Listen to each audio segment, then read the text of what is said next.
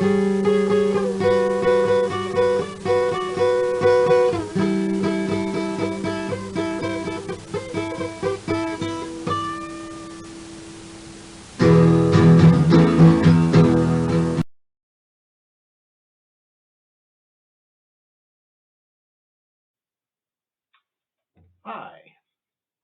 this is Stephen J. Morris from the Catskills Mountain.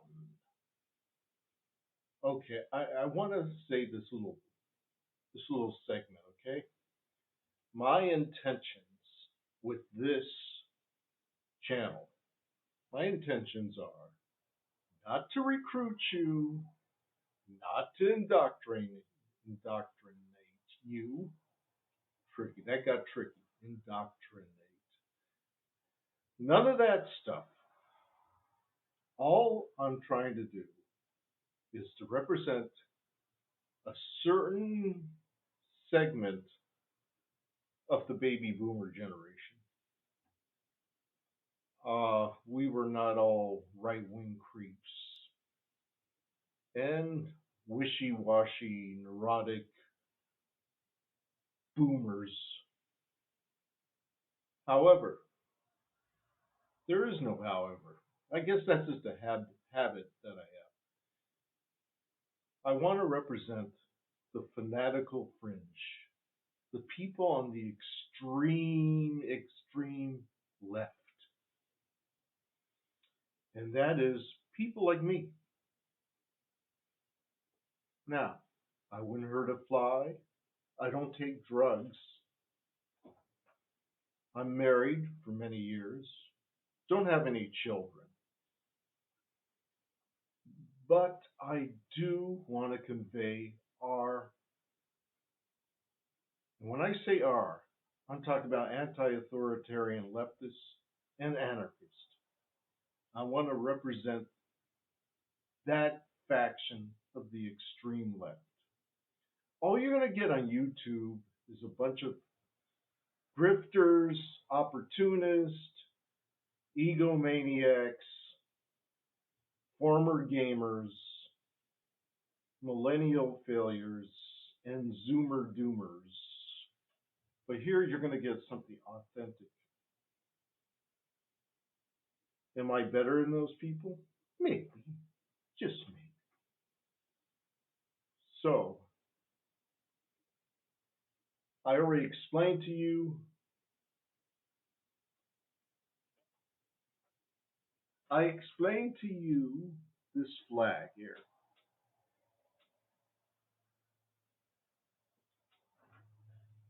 That was going to be our flag, and it could be hoisted again. Will there ever be a revolution in America?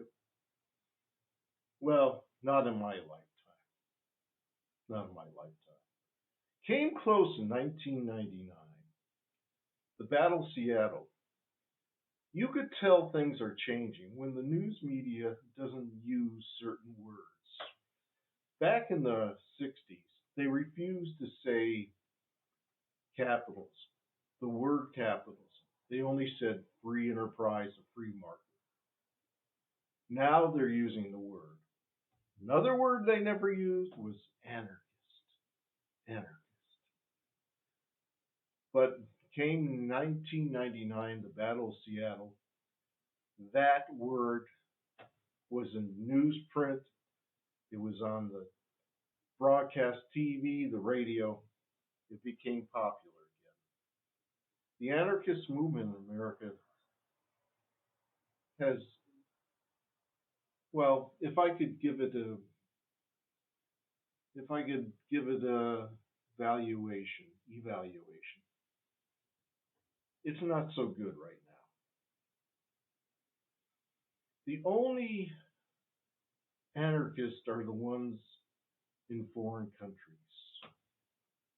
So if there's any hope of an anarchist revolution, it's not going to happen in America. Sorry. Another thing I want to say is I'm not going to shide or I'm not going to I'm not going to denounce or criticize the anarchist movement, the anti-authoritarian left in this country. It's a waste of time. They do it. All sides do it. Yeah, all sides do it. The Republicans say, "Want to get off your ass and kill some communist instead of watching TV?" And then the left says, "You want to stop fascism? Get off your ass and stop watching TV."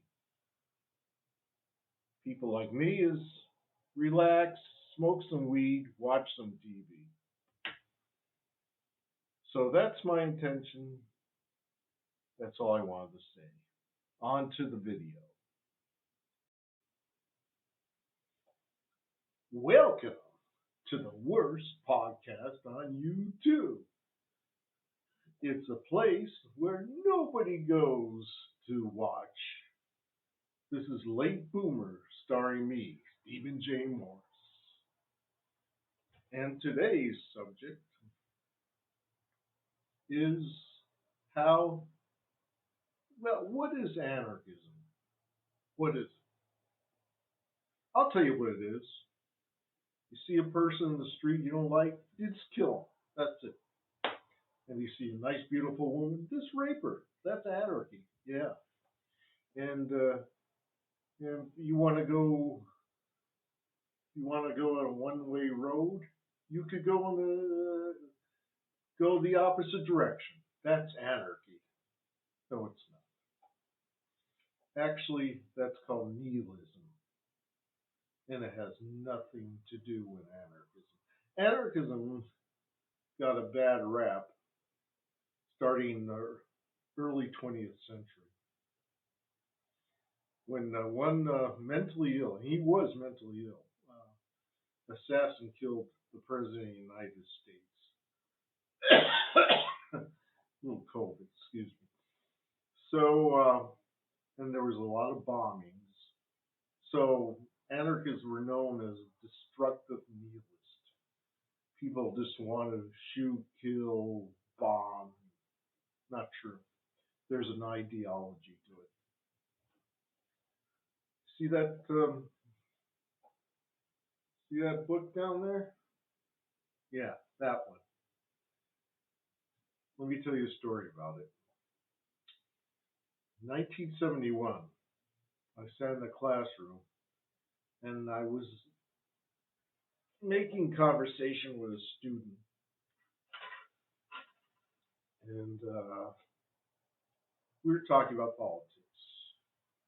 And he says, "You know, Stephen, there's some people who believe we don't need government." I said, "What? Why would they?" It's called anarchism because they're crazy. I said, "Okay." So a couple of days later, this sort of intrigued me.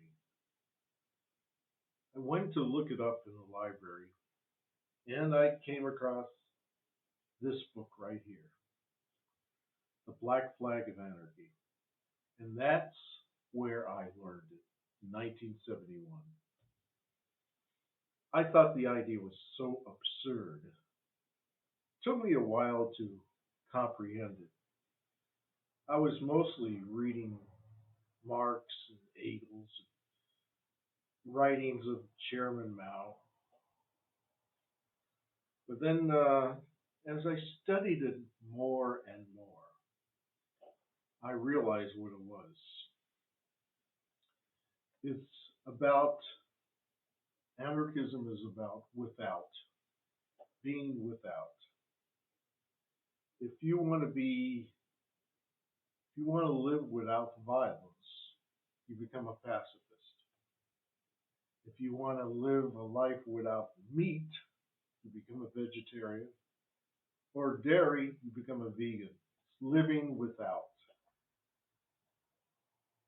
There's a lot of things. And atheism, living without a God. So that's the extreme of freedom. Anarchism has a doctrinarian past. It's not something that somebody smoked some weed one night and decided to philosophize, make a philosophy out of it. It goes all the way back to the Greek philosophers. Um, that's where it comes from. Philosophers. It even came from some Christian sect. Uh, in this book, right over there, talks about the antinomians, and that was a Christian sect that believed the only person, the only person is that could give laws is God, him or herself. So they believed the antinomians, they were anti-government, and they lived part of the 13 original colonies. I think her name was Kitchens, Susan Kitchen. I'm not sure. But anarchism, what it is basically, it's not only a political philosophy. It's also a way of thinking. One thing you must understand about anarchism,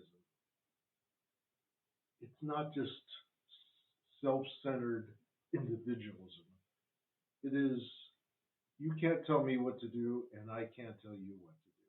That's the basis of it. Now, this country is so tattooed in fear that all you get from the Republicans is fear, fear, fear. And Democrats too. Fear, fear, fear.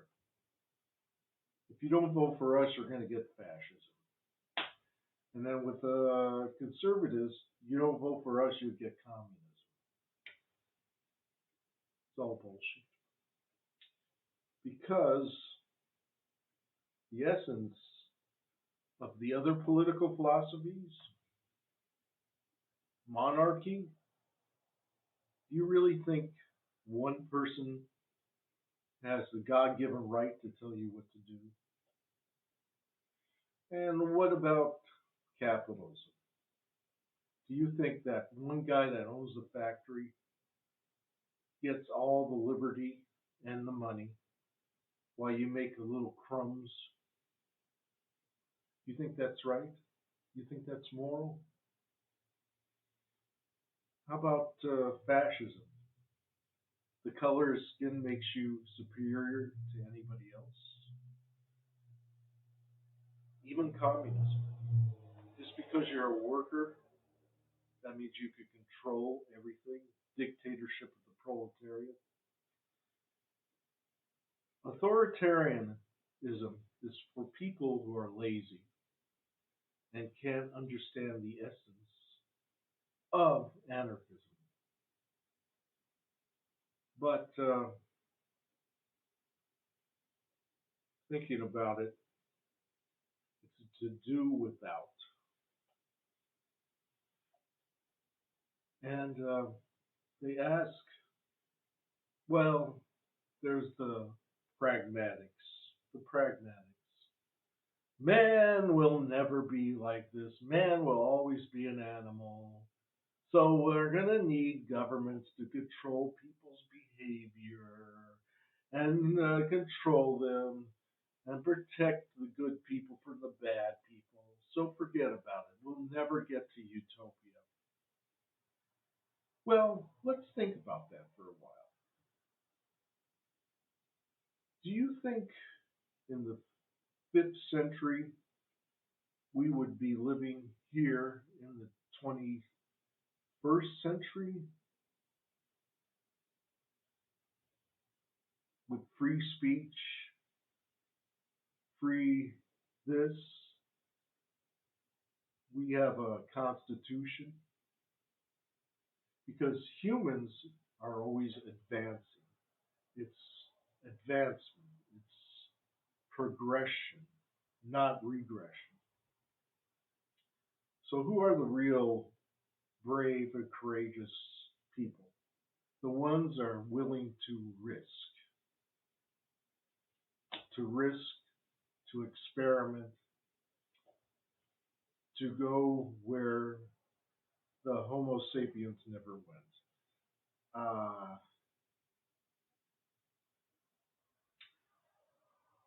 you, me,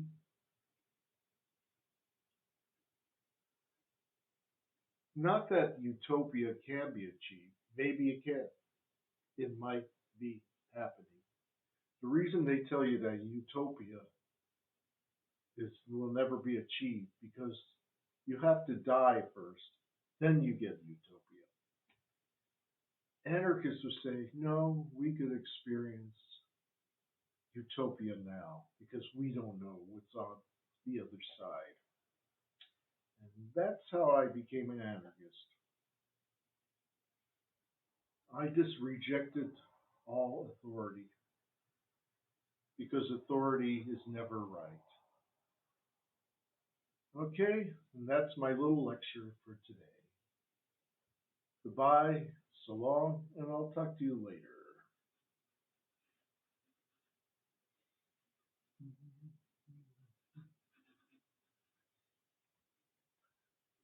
Having troubles with this.